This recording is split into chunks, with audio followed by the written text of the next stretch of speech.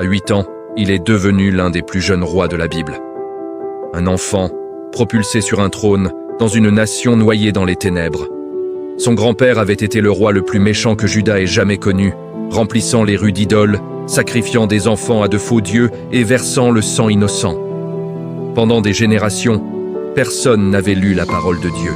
Elle gisait enfouie sous la poussière et les débris, perdue dans les ruines de la décadence spirituelle. Le peuple avait oublié qui il était, oublié à qui il appartenait. Mais ce garçon était différent.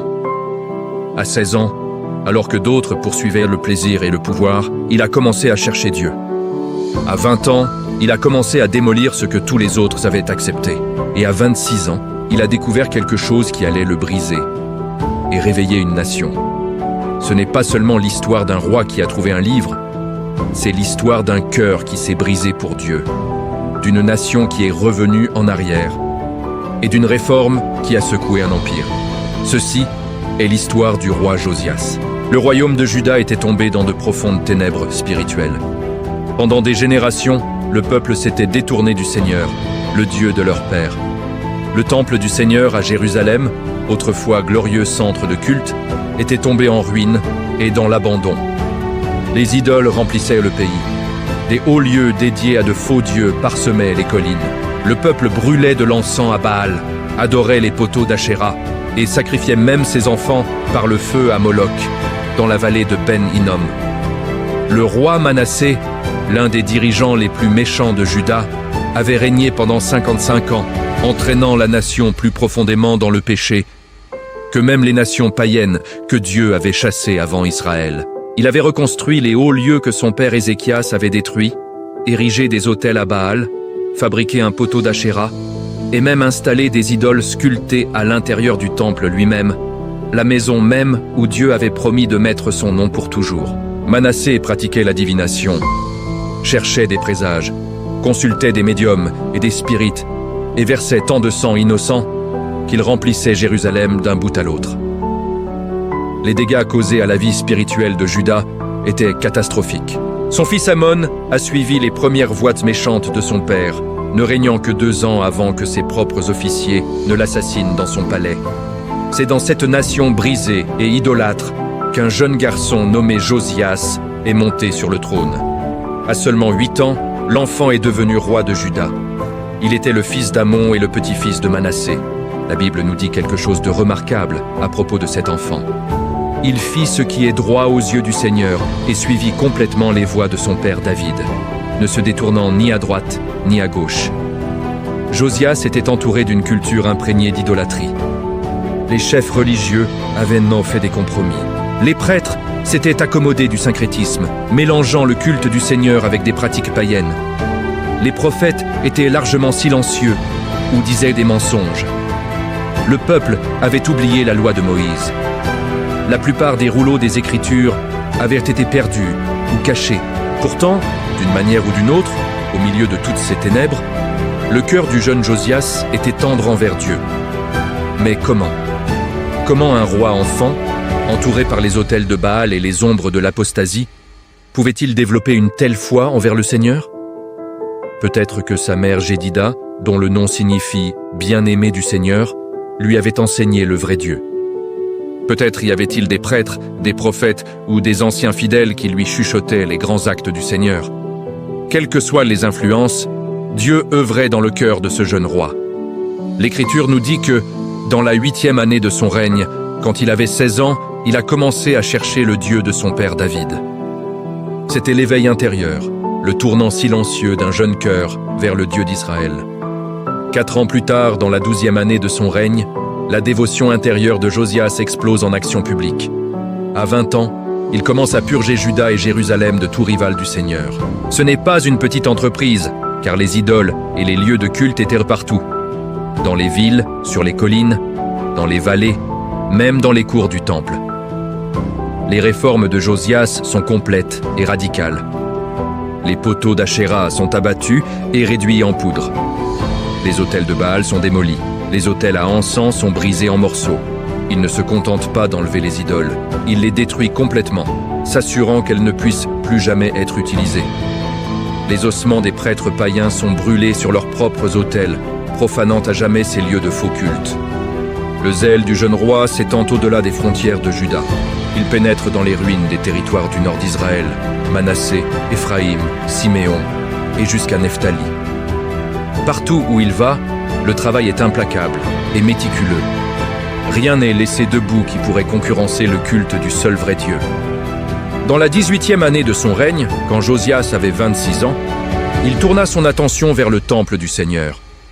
Le bâtiment avait été négligé pendant des décennies. Sa structure se détériorait et ses trésors étaient épuisés. Josias ordonna à Hilkija le grand prêtre ainsi qu'à Shaphan fils d'Azalia le secrétaire, Maaséja le gouverneur de la ville, et Joach fils de Joachaz l'archiviste d'utiliser l'argent qui avait été collecté auprès du peuple pour réparer le temple. Les fonds furent donnés aux ouvriers, les charpentiers, les constructeurs et les maçons pour acheter du bois et de la pierre taillée afin de réparer les dégâts. La Bible note qu'ils travaillaient fidèlement. Un détail qui témoigne de l'intégrité tant du leadership du roi que de la réponse du peuple. Il n'y avait pas besoin de rendre compte de l'argent donné aux ouvriers, car ils étaient complètement dignes de confiance. Alors quelque chose d'extraordinaire s'est produit.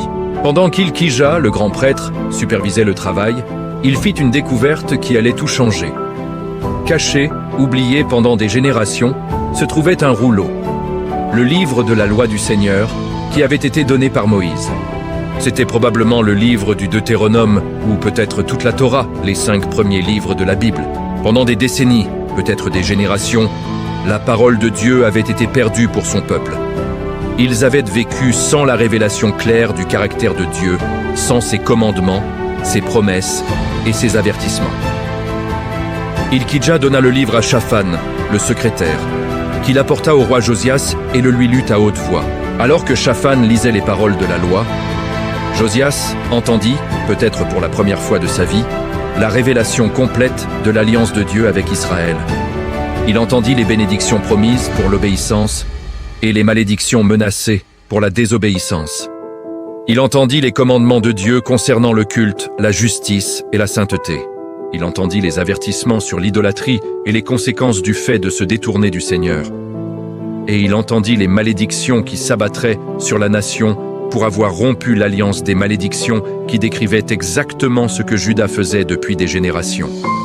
Quand le roi entendit les paroles du livre de la loi, il déchira ses vêtements, signe de profond chagrin et de repentance.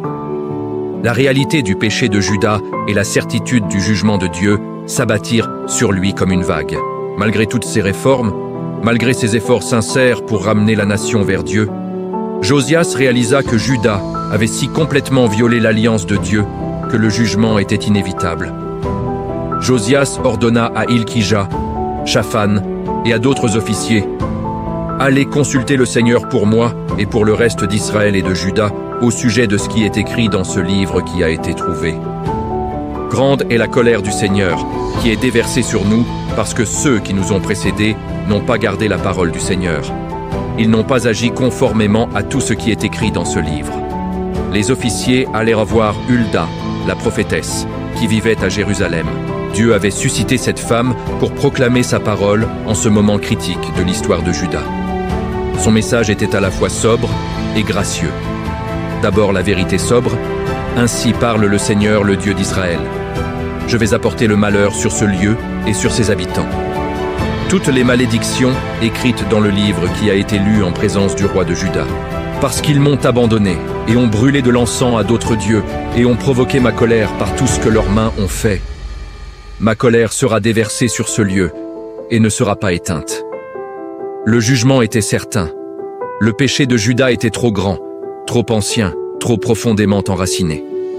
La nation ferait face aux conséquences de générations d'idolâtrie et de rupture de l'alliance. Mais ensuite vint la parole de grâce pour Josias personnellement. Dis au roi de Juda, qui t'a envoyé pour consulter le Seigneur, parce que ton cœur a été réceptif et que tu t'es humilié devant Dieu quand tu as entendu ce qu'il a dit contre ce lieu et ses habitants, et parce que tu t'es humilié devant moi et as déchiré tes vêtements et pleuré en ma présence, je t'ai entendu. Maintenant, je te rassemblerai auprès de tes ancêtres et tu seras enterré en paix. tes yeux ne verront pas tout le malheur que je vais apporter sur ce lieu et sur ceux qui y vivent. » Dieu vit le cœur tendre de Josias, sa repentance sincère, sa profonde humilité. Et à cause de cela, Dieu promit que le roi ne vivrait pas pour voir la destruction qui venait. Il mourrait en paix et serait rassemblé auprès de ses pairs. Mais paix, ici, porte un sens lourd. Elle ne promet pas une mort sans douleur ou une vie sans problème. Elle signifie plutôt que Josias sera épargné de l'horreur de voir Jérusalem brûler, le temple détruit et son peuple traîné en exil. C'est à la fois miséricorde et tragédie. Miséricorde pour le roi dont le cœur était juste, mais tragédie pour la nation dont le sort est scellé malgré un roi pieux. La fidélité d'un seul homme, aussi exemplaire soit-elle, ne peut effacer les conséquences de générations de rébellions endurcies. Josias ne répondit pas par le désespoir, au contraire, il rassembla tout le monde au temple du Seigneur. Il assembla les anciens, les prêtres, les lévites et tout le peuple. Puis, lors d'une cérémonie solennelle, le roi se tint près de sa colonne et lut à haute voix toutes les paroles du livre de l'Alliance. Ce fut un moment de jugement national. Toute la nation entendant ensemble la parole de Dieu, peut-être pour la première fois depuis des générations. Après avoir lu la loi, Josias renouvela l'alliance en présence du Seigneur, s'engageant à suivre le Seigneur et à garder ses commandements, ses statuts et ses décrets de tout son cœur et de toute son âme, et à obéir aux paroles de l'alliance écrites dans ce livre. Il fit également prêter serment à tous ceux qui étaient présents, et le peuple agit conformément à l'alliance de Dieu. Ensuite, les réformes de Josias s'intensifièrent encore davantage, pleinement éveillé à l'alliance de Dieu. Bien qu'il ait déjà purgé Juda des idoles dans sa jeunesse, cette première vague était motivée par le zèle et un cœur tendre, limité par une connaissance seulement partielle des commandements de Dieu et de toute l'étendue du péché d'Israël. Maintenant, pleinement conscient de la loi et des malédictions pour la désobéissance, Josias alla encore plus loin, étendant ses réformes à travers tout le pays.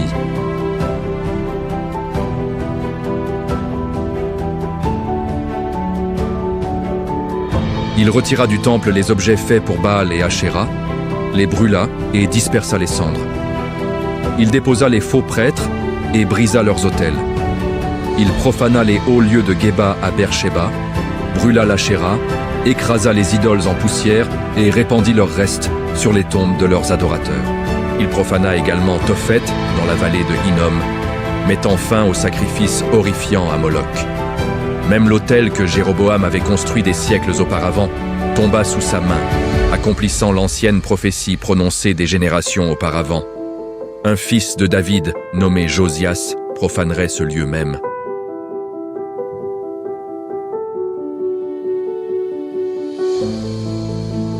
Le verdict de l'Écriture est catégorique. Avant lui, il n'y avait pas eu de roi comme lui qui se soit tourné vers le Seigneur de tout son cœur, de toute son âme et de toute sa force, selon toute la loi de Moïse, et aucun comme lui ne s'est levé après lui. Et pourtant, le texte ajoute immédiatement « Le Seigneur ne s'est pas détourné de sa grande colère à cause de toutes les provocations de Manassé. » La réforme de Josias était réelle, profonde et exemplaire, mais elle ne pouvait effacer des générations de rébellion nationale. Le jugement viendrait, bien que pas de ses jours. Cette même 18e année de son règne, après avoir purifié le pays et le temple, Josias célébra la Pâque au Seigneur à Jérusalem. Le roi fournit pour tout le peuple qui était présent 30 000 agneaux et chèvres pour les offrandes de la Pâque et 3 000 bovins, tous provenant de ses propres possessions. Le 14e jour du premier mois, l'agneau pascal fut égorgé. Les prêtres aspergèrent l'autel du sang qui leur était remis, tandis que les Lévites dépouillaient les animaux. Les holocaustes furent mis de côté pour être donnés au peuple selon leur division familiale, afin qu'ils puissent les offrir au Seigneur, comme il est écrit dans le livre de Moïse.